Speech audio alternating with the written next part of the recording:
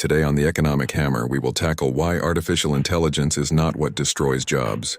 Let me show you something you haven't heard. You see, folks, AI itself is not a job-destroying force by nature, it's an amplifier. What it amplifies depends entirely on the economic rule set it's embedded in. Under economic royalism, supply-side extraction rules, or our current reality, artificial intelligence is deployed to cut labor costs, increase surveillance and control, replace workers faster than new demand can absorb them, and most of all, concentrate the majority of wealth gains at the top. So artificial intelligence becomes a labor elimination machine not because it has to, but because the underlying economic system rule set rewards and incentivizes firms, corporations, and business owners for shedding workers and hoarding wealth gains from the labor reductions. Jobs disappear, demand weakens, and instability grows. Of course, this is to be expected when productivity gains aren't recycled, but instead hoarded at the top.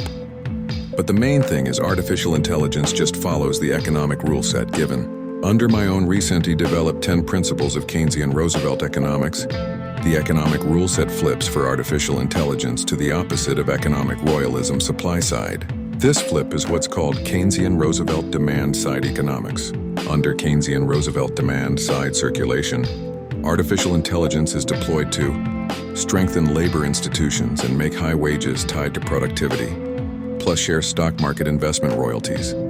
AI under this flipped rule set would help guarantee necessities like public health insurance and public-owned water and utilities. And also we would see the end of forced home scarcity, new landlord rent rules, and progressive serious top wealth taxation to protect democracy from being bought by economic royalists. AI is no longer most profitable as a firing tool of corporations under this new Keynesian rule set. It becomes profitable instead as a capacity multiplier. Firms will use AI to increase output without cutting pay and shorten work hours while maintaining income. They will use AI to expand services because consumer demand now stays strong, which creates new job categories around deployment, maintenance, training, and oversight.